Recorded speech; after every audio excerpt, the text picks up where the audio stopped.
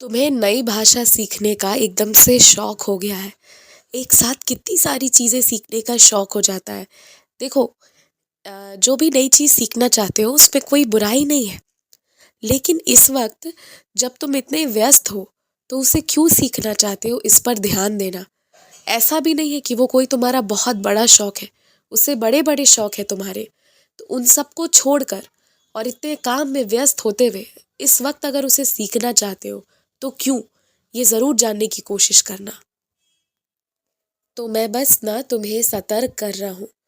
जिस चीज़ का वर्तमान में कोई उपयोग नहीं है और निकटतम भविष्य में भी उससे कोई लेना देना नहीं है, उसे करना। तो मैं ये नहीं कहता हूँ अपने सपनों को छोड़ो, छोटी सी छोटी शौक है ना, मैं जिम्मेदारी लेता हूँ पूरा करवाऊंगा। लेकिन इस वक्त जो सबसे बड़ी जिम्मेदारी तुमने ली है ना, जो सिर्फ तुम्हारे लिए नहीं, तुम्हारे एक अच्छा करने से कितनों का उपकार होगा, तो इस वक्त ना उसे पहले पूरा करो, बाद में बाकी चीज़ों को देखना।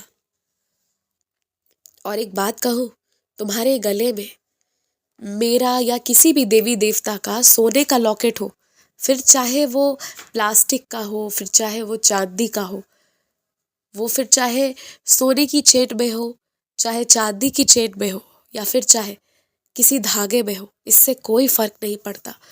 वो जो लॉकेट तुमने धारण किया है उस पर विश्वास है ना तुम्हारा, तब बिल्कुल फर्क नहीं पड़ता कि वो लॉकेट किस चीज़ का बना हुआ है। बस श्रद्धा होनी चाहिए। श्रद्धा है तो फिर सोना हो, चांदी हो, या प्लास्टिक हो, या कुछ भी हो, सब बेकृपा है। और अगर श्रद्धा नहीं है तो सोना होने का भी कोई मतलब नहीं होगा, ये समझ लेना। इस वक्त तुमने जो जितना पहना हुआ है उसे पहने रहो, कोई दिक्कत वाली बात नहीं है। जब मैं कहूँगा, जब ज़रूरत होगी, जब बदलने का समय आएगा, तो अपने आप से मैं ये काम भी तुमसे करा दूंगा। देखो, कुछ लोग तुमसे बड़े हैं, या कह लो कि वो तुम्हारे अध्यापक अध्यापिका तक रह चुके हैं, कितनी चीज़ें तुम्हें सिखाए हैं और तुमसे भी कितनी चीज़ें सीखते हैं। पर देखो वो कितना ज़्यादा ज़मीन से जुड़े हुए हैं, वो अपने जीवन को निर्वाह कितने सादगी से कर रहे हैं। ये देखो और इससे सीखो। सिर्फ देख लेने से नहीं होता है, इससे सीखो और इसे जीवन में उतारो कि इतने अच्छे से कोई कैसे रह सकता है। ये भी एक कला है, इसे भी सीखा जाना चाहिए, इसे नज़रअंदाज नहीं करना चाहिए।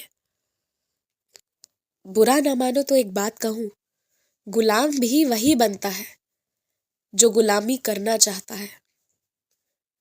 तुम अगर मेरे इशारे नहीं समझे हो ना, तो स्पष्ट रूप से समझ लो। जो व्यक्ति तुम्हारे आगे रोता है ना कि उसे प्रताड़ित किया जाता है, उसका दुरुपयोग होता है, उससे अधिक काम लिया जाता है, वो करना चाहता है, उसका वो स्वभाव है, और इसलिए उसके साथ ऐसा होता है। इसलिए मैं तुमसे हमेशा कहता हूँ, किसी की बात पर जाकर ना किसी चीज़ को यूं ही मत छोड़ दो। अपनी स्व इच्छा से किसी चीज़ को पकड़ा, किसी चीज़ को छोड़ दिया, वो इसलिए क्योंकि किसी ने कहा है, तो ये गलत है। पहले खुद देखो उस जगह पर रहकर।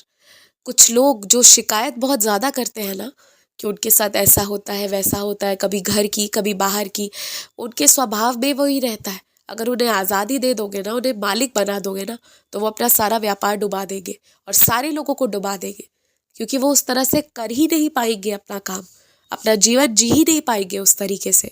वो खुद चाहते हैं कि वो गुलाम बने रहे, उन्हें तुम नहीं निकाल सकते हो उससे। जिस व्यक्ति का जो स्वभाव है, और सबसे बड़ी बात, जो अपनी इच्छा शक्ति से जो अर्जित करता है ना, तो वो उसकी इच्छा शक्ति वहां पे आ जाती है, तो उसे तुम नहीं मिटा सकते। ये प्रकृति का नियम है। इसलिए दूर रहो। मैं हमेशा कहता हूँ, आज भी कह रहा हूँ, दूर रहो। और अगर ना रिश्तों को बचाना है तो बातचीत करो, बिल्कुल करो, लेकिन एक दायरा होता है, उसके बाहर निकलकर किसी से मत करो। अगर वो दायरा तुमने लांघा या सामने वाले को भी लांघने दिया ना, तो थोड़े दिनों के बाद या तो तुम्हें या सामने वाले को, किसी ना किसी को, एक दूसरे के ऊपर गुस्सा आएगा, एक दूसरे के प्रति गलत भावनाएं आएगी, और फिर से ना वो जो रिश्ता चल रहा था वो एकदम से टूट जाएगा। तो वो जो दायरा है वो हर रिश्ते के लिए है, और उसके आगे किसी को चरण अपने निकालने नहीं चाहिए। तो ये ध्यान तुम भी रखो और सामने वाले को भी उसके दायरे स्पष्ट करा दो। और हर चीज़ बोल कर नहीं की जाती है, ये भी ध्यान रखना। बस खुश रहो। बहुत चीज़ों को तुम समझते हो पर समझना चाहते नहीं हो, समझ लोगे तो अच्छा रहेगा।